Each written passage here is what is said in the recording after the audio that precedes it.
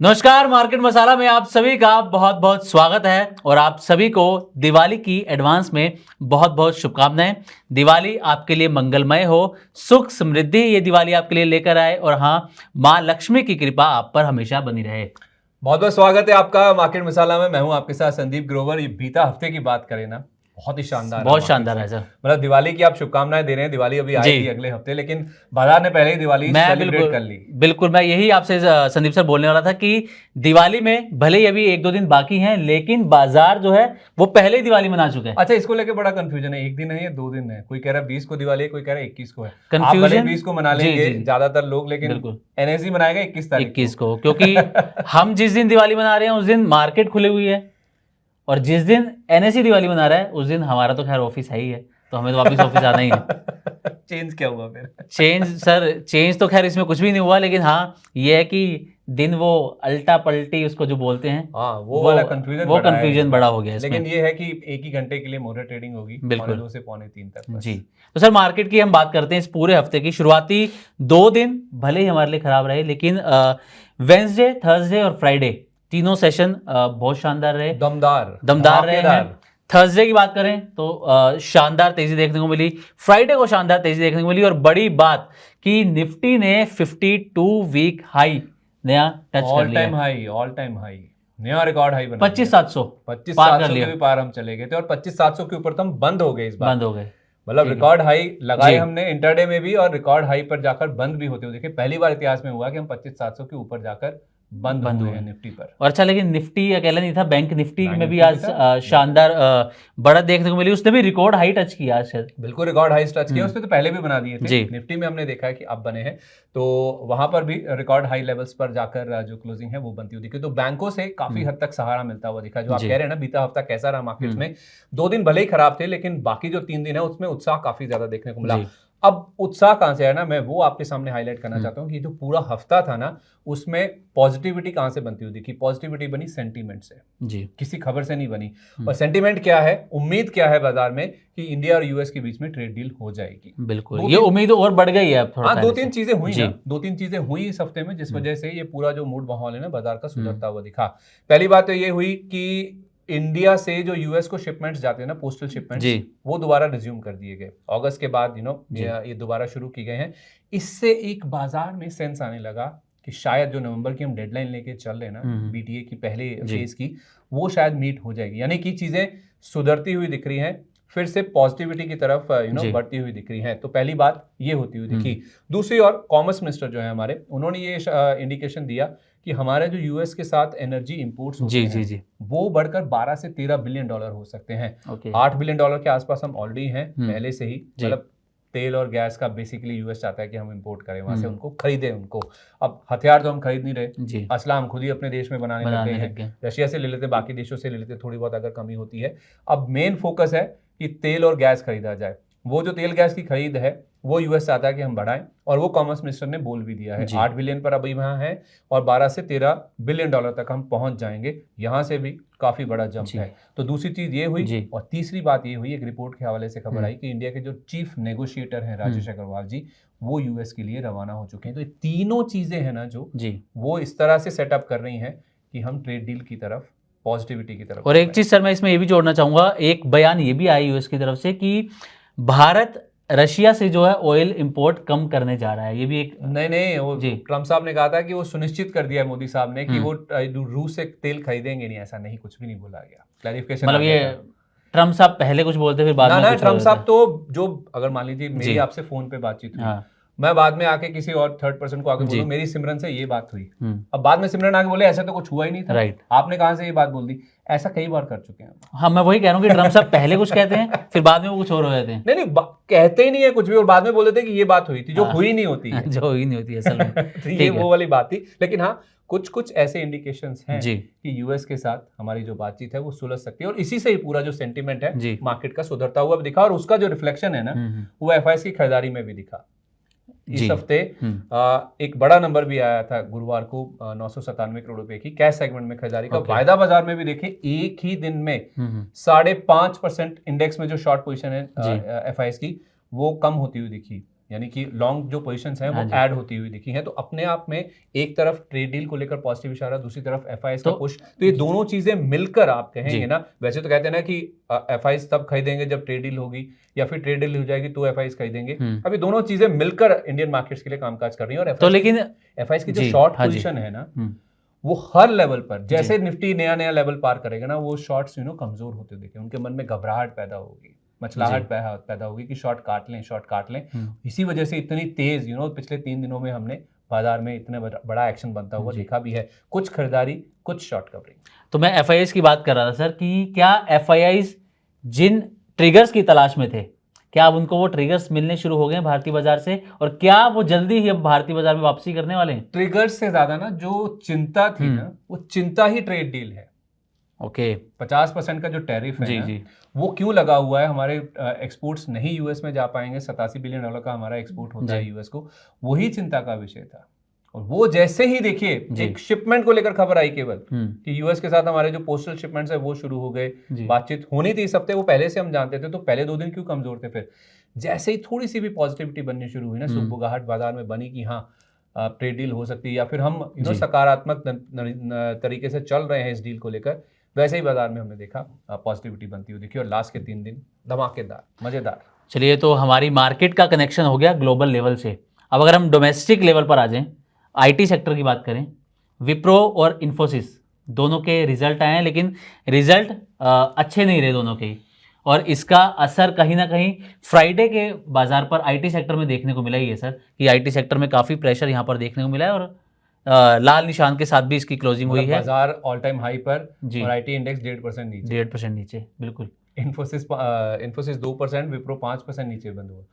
तो इससे पता चलता है कि आईटी को लेकर अभी भी दिक्कतें हैं, या फिर बाजार नर्वस है, या फिर अभी उतना बुलिशनेस नहीं है आईटी स्पेस को लेकर, स्पेशली जिस तरह के नंबर्स आ रहे हैं जी। तो टीसीएस के नंबर के बाद कोई बहुत बड़ा रिएक्शन नहीं था। हाँ, कुछ मिड कैप आईटी कंपनियों के नंबर्स ठीक ठाक आए हैं, जैसे परसिस्टेंट हुआ, कोफोर्ज हुआ, इनके नंबर्स ठीक रहे हैं और वहां पे रिएक्शन पॉजिटिव दिखा भी है। लेकिन विप्रो बड़ा डिसअपॉइंटमेंट था इस हफ्ते का, और इन्फोसिस में भी जिस तरह के नंबर्स आए, भले ही लोअर एंड ऑफ द जो गाइडेंस है, रेवेन्यू गाइडेंस, उसको ऊपर की ओर ट्वीक किया गया, 1 से 3% को 2 से 3% किया गया, उससे बावजूद भी बाजार खुश नहीं है। बाजार बहुत कुछ अच्छा सुनना चाहता है इन आईटी के नंबर्स को लेकर, उससे पहले कि कोई बड़ी पोजीशन यहाँ पे खरीदारी की ओर बनाई जाए। तो क्या उम्मीद है कि आने वाले मंडे को आईटी सेक्टर में कुछ तेजी देखने को मिले, या फिर आने वाले जो Q2 के तो रिजल्ट आ ही गए इनके, तो Q3 में कुछ ऐसी उम्मीद कि भैया अच्छे नंबर्स आएंगे इनके? एनालिस्ट जो एक्सपर्ट जिनसे हमारी बातचीत होनी है, वो तो यही कह रहे हैं कि ये क्वार्टर की जहां तक बात है, तो इस क्वार्टर के नंबर्स को बहुत ध्यान से आप देखिए। शॉर्ट टर्म बाउंस जरूर किसी स्टॉक में देखने को मिल सकता है, लेकिन लंबी अवधि के लिए अगर आप आईटी को अपने पोर्टफोलियो में ऐड करना चाहते हैं, तो एक्सपर्ट्स अभी भी इसको लेकर ना बहुत ज्यादा उत्साहजनक नहीं नजर आ रहे हैं। रुकिए, अभी थोड़ा थमिए, थोड़ा देख लीजिए, कोई जल्दबाजी नहीं है। टीसीएस देखिए फिर घूम के वहीं 3000 के नीचे आता हुआ दिखा है। तो नंबर्स के बाद इन्फोसिस, विप्रो की कैसी पिटाई हुई है, तो कोई हड़बड़ी नहीं है आईटी को लेकर। और बहुत सारे सेक्टर्स अवेलेबल हैं, तेजी वाले स्टॉक्स अवेलेबल हैं, सेक्टर्स अवेलेबल हैं, वहां पे फोकस कीजिए। आज बल्कि शुक्रवार को मेरी बात हो रही थी सोमिल जी से, उन्होंने भी यही कहा कि छोड़ दीजिए ना आईटी को, बाकी स्टॉक्स पे फोकस कीजिए जहां पे ज्यादा तेजी है। खासकर इस वक्त जब हम बात कर रहे हैं एक्सपर्ट से, तो वो उनका जो फोकस है वो एफएमसीजी पर और कंज्यूमर ड्यूरेबल सेक्टर, वो ये 2 सेक्टर को, खपत वाले जहां पर कंजम्पशन बढ़ने के पूरे चांसेस है, जैसा कि गवर्नमेंट ने भी पूरा प्रयास किया इस वक्त। अगर हम बात करें 22 सितंबर से जो जीएसटी 2.0 लागू हुआ, कहीं ना कहीं सरकार का मोटिव यही है कि कंजम्पशन को बूस्ट मिले, लोग ज़्यादा पैसा खर्च करें और जो है इकोनॉमी में तेज़ी आए। सब कुछ चीज़ें देख के, चाहे फरवरी में हम बजट की भी बात करें, उसमें भी टैक्स के मोर्चे पर राहत दी गई, फिर आरबीआई ने इस साल 1% तक रेपो रेट कम कर दिए। तो ये सरकार का मोटिव तो सर कहीं ना कहीं यही है कि कंजम्पशन बूस्ट हो जाए, और आगे भी ये सेक्टर जो एफएमसीजी हैं, कंज्यूमर ड्यूरेबल्स हैं, तो इसमें अगर कोई दाव लगाना चाह रहा है इन्वेस्टर, तो एक्सपर्ट तो ये कह रहे हैं कि दाव लगाया जा सकता है इसमें। बिल्कुल, रेट सेंसिटिव्स की आपने जब आरबीआई की बात करी ना, आरबीआई के मिनट्स आए थे इस हफ्ते में, वो मिनट्स भी यही दर्शा रहे हैं कि कुछ ग्रोथ को सहारा देने के लिए ना अभी भी गुंजाइश है, यानी कि एक रेट कट और आरबीआई की तरफ से आ सकता है। ओके, इसी पॉलिसी में या फिर अगली पॉलिसी में आप एक्सपेक्ट कर सकते हैं कि 25 बेसिस पॉइंट रेपो रेट में और कटौती हो सकती है। तो रेट सेंसिटिव, चाहे वो बैंक्स हो, चाहे वो आपके ऑटो वाले हों, रियल एस्टेट हो, उनमें भी काफी एक्शन है, हमने इस हफ्ते में बनता हुआ देखा है। और उसके साथ साथ आप देखेंगे ना, पीएसयू बैंक ही फोकस में रहेंगे, क्योंकि पीएसयू बैंकों में अब ऐसी बातचीत भी चल रही है कि शायद कंसोलिडेशन हो जाएगा। एक समय आपको याद होगा 26-27 बैंक लिस्टेड थे इंडिया में पीएसयू बैंक, उनको घटाकर 12 कर दिया गया था। अब 12 घटा के शायद 3 कर दिए जाए, ऐसी खबरें हैं बाजार में। तो पीएसयू बैंक्स इस वजह से भी फोकस में है। बैंक ऑफ महाराष्ट्र उस दिन जब खबर आई थी, उस दिन 7-7.5% चल गया था एक ही दिन में। तो 3 ग्रुप्स में क्लासिफाई कर दीजिएगा, एसबीआई, कैनरा, पीएनबी। इनके अंदर 4-4 बैंक्स, इनको एक एक मिला के 3-3 बैंक और इनमें जोड़ के बड़ा ग्रुप बना दिया जाएगा। तो 3 ग्रुप में हो सकता है कि हमारे देश में अब जो पीएसयू बैंक्स हैं वो शायद बढ़ते हुए नजर आए। तो ये भी फोकस में थे। अच्छा, 2 लिस्टिंग्स हुई थी इस हफ्ते में। हाँ, टाटा कैपिटल जी, ठंडी रीलिस्टिंग, फ्लैट थी, कोई कुछ नहीं हुआ उसमें, लेकिन एलजी, मजा उसमें आया। एलजी इलेक्ट्रॉनिक्स में सीधा 50%। आपने तो उसको कवर भी किया था इस जी बिल्कुल, 50% की सीधा लिस्टिंग गेन वहां पर मिला। और उसके बाद भी जब वो शेयर चला तो अच्छा खासा उसने इन्वेस्टर को रिटर्न दिया। जिनके पास अभी वो स्टॉक्स हैं, जिन्होंने लिस्टिंग गेन नहीं लिया, लॉन्ग टर्म का नजरिया लेके बैठे हुए हैं, तो उम्मीद तो यही जताई जा रही है कि अगर 3 से 4 महीने का नजरिया लेकर भी चलें तो उनको अच्छा खासा वहां पर मुनाफा हो सकता है, जितना लिस्टिंग गेन में हुआ है सर। बिल्कुल। और इनफैक्ट एक बड़ा एक जो नंबर था या फिर जो स्ट्राइकिंग पॉइंट था, इसकी जो पेरेंट कंपनी है कोरिया वाली, हाँ, उससे ज्यादा मार्केट कैप उससे ज्यादा होगी इसकी। तो बड़ा मतलब पैसा बनता हुआ दिखा है। लेकिन टाटा कैपिटल और एक ना मतलब 10,000 करोड़ वाले जितने भी आईपीओ है उससे ज्यादा वाले, उनको एक श्राप था, एक तरह से कह सकते हो, पैसा नहीं बनाते, पैसा नहीं बना रहे। लेकिन इसने वो नया इतिहास रच दिया, सबसे बड़ा सब्सक्रिप्शन अब तक का जी, और पैसा भी बना के दिया, और कम नहीं, 50% का। जैसे अभी आपने कहा कि 10,000 करोड़ से जो ज़्यादा के आईपीओ आ रहे हैं उनको श्राप लगा हुआ है। अभी हाल ही में एक रिपोर्ट भी आई थी और उसमें ये कहा था कि जो आईपीओ जिनका इशू साइज 170 करोड़ से नीचे हैं, वो इन्वेस्टर्स को 40 से 45% का लिस्टिंग गेन दे रहे हैं, लेकिन जिनका इशू साइज 8,000 करोड़ से ऊपर है वो सिर्फ 9% का लिस्टिंग गेन दे रहे हैं।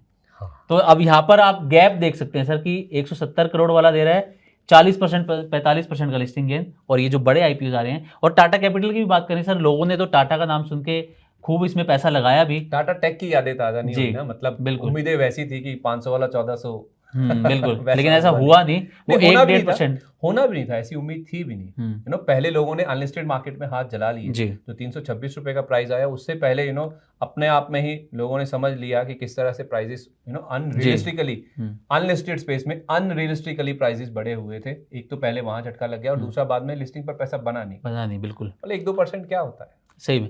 और दूसरा जो टाटा कैपिटल में लोगों ने पैसा लगाया, वो ये भी कहीं ना कहीं सर उन्होंने सोच रखी कि जो इसका इशू साइज था, या फिर हम कहें कि प्राइस बैंड जो था, वो जो दूसरी मार्केट में इसका प्राइस बैंड था अनलिस्टेड मार्केट में, उससे 50% कम में आया, क्योंकि तो 735 रुपए के आसपास अनलिस्टेड मार्केट में इसका प्राइस जले हैं। तो आधा तो वहीं पे समझ आ गया था जब प्राइस बैंड आया था। उसके बावजूद भी बोला जा रहा था कि जो बाकी ये तीसरी सबसे बड़ी एनबीएफसी और बाकी जो 2 बड़ी एनबीएफसी हैं, उनके मुकाबले देखा जाए भले ही वैल्यूएशन मल्टीपल कम है, लेकिन फिर भी महंगा है, क्योंकि रिटर्न रेशियोज कम है। राइट, रिटर्न उतना नहीं कमा के देगी निवेशकों को। तो उस वजह से बाजार हर चीज समझता है। बिल्कुल, ऐसा नहीं है कि बाजार से बड़ा कोई नहीं है। बिल्कुल, बाजार को समझना भी सर मुश्किल ही है, कोई इतना आसान तो है नहीं। और बाजार रोज सिखाता है, रोज नई चीजें सिखाता है बाजार, हर दिन। हम ट्विस्ट एंड टर्न्स अभी भी हम कहे ना तो हम मार्केट में सिर्फ इतना सा जानते हैं। बिल्कुल, बहुत कुछ है, अथाह है बाजार सीखने के लिए। बिल्कुल सही बात है सर। अच्छा सर, टाटा कैपिटल की बात कर रहे हैं तो एक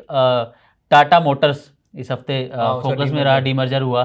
तो टाटा मोटर्स को सर अब इन्वेस्टर्स का, तो जिनके शेयर्स हैं उनका एक ही सवाल है कि उनको वो शेयर्स कब तक वापस मिलने वाले हैं। 30-35 दिन की बात है, ज्यादा 1 महीने का आई थिंक वो टाइम पीरियड होता है जब आपको शेयर्स वो वापस मिल जाए। टाइम पीरियड की बात नहीं, उन्होंने बोला है 30-35 दिन में जो सीवी बिजनेस है वो भी लिस्ट हो जाए। कहीं नहीं गया आपका पैसा, मतलब पैसा आपका सेव है, मिल जाएंगे, शेयर मिल जाएंगे आपको, कोई ऐसी बात नहीं। और जिन्होंने मिस भी कर दिया उसको लेकर भी एक्सपर्ट से सवाल पूछे जा रहे हैं।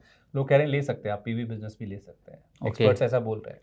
ठीक है, तो चलिए एक और खबर जो अभी फोकस में है और उसकी जो सुनवाई भी लगातार टलती जा रही है, वोडाफोन आइडिया। और उसके बिना तो शो पूरा ही नहीं होता। बिल्कुल, पहले आई थिंक 19 सितंबर, फिर 26 सितंबर, हाँ बढ़ता जा रहा था एक हफ्ते। हाँ बिल्कुल, उसके बाद शायद 5 या 6 अक्टूबर को सुनवाई हुई, फिर 13 अक्टूबर को हुई, और अब फिर से उसको टाल दिया। अच्छा, उसमें सबसे बड़ी बात ये हुई कि 13 अक्टूबर को जब सुनवाई थी ना, तो उम्मीद ये थी कि दिवाली से पहले शायद कुछ बड़ा फैसला आ जाएगा। इनका मैनेजमेंट भी कह रहा था कि हम इस बार दिवाली मनाएंगे, मतलब हंसी खुशी मनाएंगे, उत्साह के साथ मनाएंगे। दिवाली के बाद तक ये सुनवाई टलेगी 27 तारीख के लिए। तो मतलब सरकार का स्टैंड क्लियर नहीं हो पा रहा इसमें, क्योंकि मेन तो अब इसमें सरकार का ही पक्ष जानना रह गया है। सुप्रीम कोर्ट ने भी यही बोला जी कि आप एक टफ स्टैंड लीजिए और एक क्लियर स्टैंड लीजिए as far as Vodafone Idea is concern. तो उस लिहाज से अब देखना होगा कि 27 तारीख को से देर से आए दुरुस्त आए कहते हैं ना, भले कुछ आ जाए।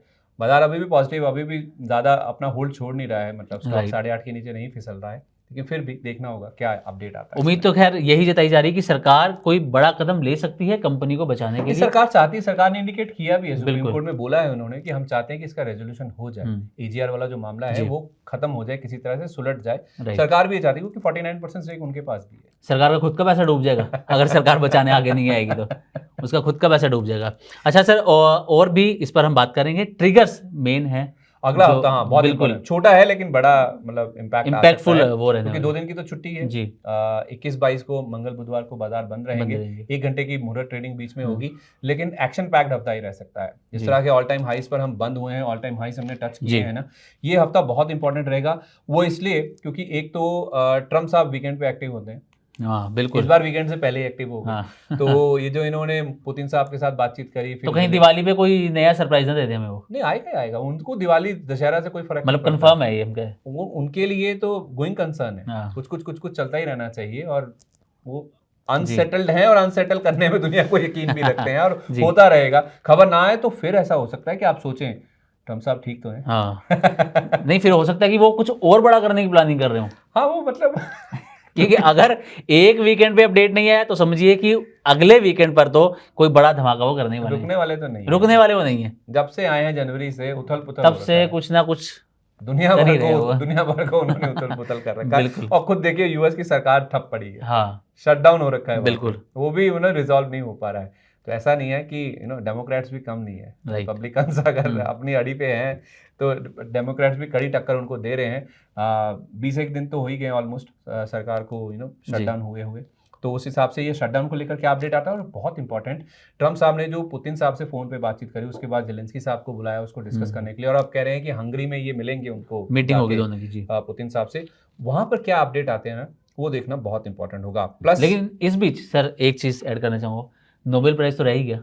अरे नोबेल प्राइज मिलना ही कहाँ था। ट्रम्प साहब को तो पूरी उम्मीद थी कि जिस तरीके से उन्होंने क्लेम किया भाई इंडिया पाकिस्तान का, अच्छा वो जो नोबेल प्राइज नहीं मिला ना, हाँ उससे याद आया, नोबेल प्राइज नहीं मिलना, अब दुनिया उसके बाद कह रही चलो नोबेल प्राइज तो अब नहीं मिलना, चलो मोदी साहब के साथ दोबारा रिलेशन सही कर लेते हैं। बिल्कुल कहीं ना कहीं वो जोड़ा जा रहा है। वो सारे जो कमेंट्स आ रहे पॉजिटिव आ रहे हैं, बहुत बढ़िया है इनका, मैं मतलब लव वर्ड भी बीच में एक बार यूज किया गया था। तो बहुत सारी चीजें उन्होंने बोली, वापस अपने जो रिलेशंस है उनको सही करने के लिए, और उसी से बाजार की भी जो एक सेंटीमेंट इंप्रूवमेंट हुआ ना, उसी वजह से ही हुआ कि शायद वो भी एक बड़ा रीजन रहा है उसके अंदर कि अब पीस वाला जो वो नोबेल पीस प्राइज है वो भी निकल गया, तो अब सारी वो जो चीजें खत्म हो जाएंगी। तो एक चीज ये हो गई। दूसरा, इंडिया यूएस की जो ट्रेड डील है उसको लेकर क्या अपडेट आता है, वो बहुत इंपॉर्टेंट है कि वहां से क्या खबर निकल के सामने आती है, उससे एक इंडिकेशन मिल जाएगा आपको कि नवंबर की जो हम डेडलाइन लेके चल रहे हैं क्या वो मीट हो जाएगी या नहीं हो जाएगी। और उसी के ऊपर हमारे जो क्रूड प्राइसेस है ना वो भी निर्भर करते हैं। अभी हम 5 महीने के निचले स्तर पर है as far as crude prices are concerned. तो क्रूड में क्या हलचल होती है, हम इंपोर्टिंग इकोनॉमी है, तो हम चाहे रूस से लें चाहे यूएस से लें, हमें तो भाई कच्चा तेल चाहिए अपने जरूरत के लिए। तो जितनी कीमतें नीचे रहेंगी उतना हमारी इकोनॉमी के लिए उतना ही अच्छा है। और दूसरी बात जो मैंने शटडाउन की बात कही ना, उसमें आप ये नोटिस कीजिए कि अभी शुक्रवार की ही बात है, 10 साल की बॉन्ड यील्ड इनकी 4% के नीचे आ गई। तो वहां पे भी रेट कट का सिनेरियो चल रहा है। पॉवेल साहब ने कहा है हमारे लिए इंपॉर्टेंट ये है कि जितना 4% के नीचे इनकी बॉन्ड यील्ड रहेगी ना उतना हमारे लिए अच्छा है। अब पता नहीं मुझे कि 4% के नीचे बॉन्ड यील्ड आ रही है, उसको सेंस करते हुए एफआईज ने इंडियन मार्केट्स में वापसी की है, लेकिन हाँ इसका रिलेशन तो है। तो 10 साल की बॉन्ड यील्ड को भी आप देखते चलिए, डॉलर तो हमारे लिए इंपॉर्टेंस रखता ही है हमारी करेंसी के लिहाज से। 10 साल की जो बॉन्ड यील्ड अगर 4% के नीचे रहती है यूएस की, वो भी हमारे लिए पॉजिटिव फैक्टर है। क्योंकि अगर यूएस में कोई यूएस से आ रहा है या यूएस में जाके पैसा लगा रहा है कोई विदेशी निवेशक, अगर उसको यूएस में रिजर्व करेंसी में ऐसी कंट्री में जो कि सेफ हेवन माना जाता है, वहां पे बैठ के 4-4.25% का रिटर्न मिलेगा, तो क्यों किसी इमर्जिंग मार्केट में आके पैसा लगाएगा भारत जैसे। बिल्कुल। तो 4% के उसके नीचे जाना ना वो हमारे लिए पॉजिटिव है। तो शटडाउन, ये 10 साल की बॉन्ड यील्ड, ट्रम्प साहब के साथ जो पुतिन साहब की बैठक है वो, हमारी जो ट्रेड डील को लेकर बातचीत है वो, प्लस अर्निंग्स, ये पूरे एक तरह के अगले हफ्ते के ट्रिगर्स भी हम कह सकते हैं, क्योंकि सोमवार को ही आपको बड़ा धमाका दिखेगा। बिल्कुल। रिलायंस के रिजल्ट्स शुक्रवार को आए, उसका impact, HDFC bank, ICICI bank, IndusInd bank, yes bank, ये सारे शनिवार को नंबर्स आए हैं। लंबी लिस्ट है बैंकों की जिनके नंबर्स आए, और अल्ट्राटेक सीमेंट भी। ये सारे इम्पैक्ट आपको सोमवार के दिन में दिखेंगे, जब बाजार में एक्शन ठंडा होगा। इस समय वॉल्यूम्स बहुत कम हो जाते हैं इन दिनों में, छुट्टियों के सीजन में। 2 दिन मार्केट बंद है, तो कोई भी चाहेगा कि 2 दिन की छुट्टी लेके वो भी भाई दूज मनाए, एंजॉय करे लाइफ को थोड़ा सा। ज्यादातर लोग चले जाते हैं छुट्टी पे, तो ये हफ्ता वॉल्यूम्स के हिसाब से काफी कम होगा। अगर ट्रेडिंग डेज कम है तो वॉल्यूम भी काफी कम रहेंगे, तो एक्शन काफी कम रहता है। लेकिन बहुत सारी कंपनी के नतीजों का इम्पैक्ट आपको देखने को मिलेगा, और बहुत सारी कंपनी के नतीजे आएंगे भी। तो दिवाली, इसीलिए शायद बाजार ने दिवाली से पहले ही सेलिब्रेशन पूरा कर लिया कि अगले हफ्ते थोड़ा सा शायद ठंडा रह सकता है। तो संदीप सर, मुझे लगता है कि इस हफ्ते जो जो ट्रेंड में रहा, हमने वो चीज़ें कवर करने की इसमें मार्केट मसाला में कोशिश की है, और उस पर पूरी डिटेल भी आपको देने की कोशिश की है। और बाकी सर, क्योंकि ओपनिंग तो मैंने आपके लिए कर दी, अब आप जाते जाते हमारे व्यूअर्स को दिवाली की शुभकामनाएं देना चाहें। बिल्कुल देना चाहेंगे, और धनतेरस तो अच्छा रहा ही है सबके लिए। सोना चांदी दोनों ही ऑल टाइम हाइस टच कर रहे हैं, उसको हम थोड़ा सा टच करना भूल गए थे, लेकिन नए रिकॉर्ड हाइस बन रहे हैं। चाहे इंडियन मार्केट्स की बात करें, चाहे ग्लोबल मार्केट्स की बात करें, सिल्वर और गोल्ड दोनों ही जबरदस्त एक्शन में है। और बहुत कम ऐसा देखने को मिलता है कि सारे एसेट क्लास परफॉर्म कर रहे हैं। इक्विटी भी परफॉर्म कर रहा है, उसके साथ साथ गोल्ड सिल्वर में भी एक्शन दिख रहा है। तो उस हिसाब से देखा जाए तो आपके लिए पिछला साल बहुत शानदार रहा, उम्मीद कर रहे हैं, और अगला साल भी आपके लिए बहुत ही अच्छा रहेगा। तो दिवाली के मौके पर मैं हैप्पी न्यू ईयर कहना चाहूंगा, यानी कि अगला साल, अगली दिवाली तक आपके लिए बहुत ही अच्छा समृद्धि वाला साल रहे। आपके पोर्टफोलियो के लिए ये वाला रंग, बिल्कुल ग्रीन, पोर्टफोलियो में हरा रंग ही नजर आए, और लाल रंग से आपकी दूरी बनी रहे। तो जिस तरह से रिकॉर्ड हाइस के साथ हमने ये हफ्ता खत्म किया, ऑलमोस्ट कह सकते हैं कि ये साल खत्म किया, दिवाली तो दिवाली वाला, अगला साल भी इतना ही अच्छा, मजबूती वाला और प्रॉफिटेबल रहे, इसी उम्मीद के साथ मैं आपसे विदा ले रहा हूँ। तो मार्केट मसाला में आज के लिए बस इतना ही। मुझे और सिमरन को इजाजत दीजिए। नमस्कार।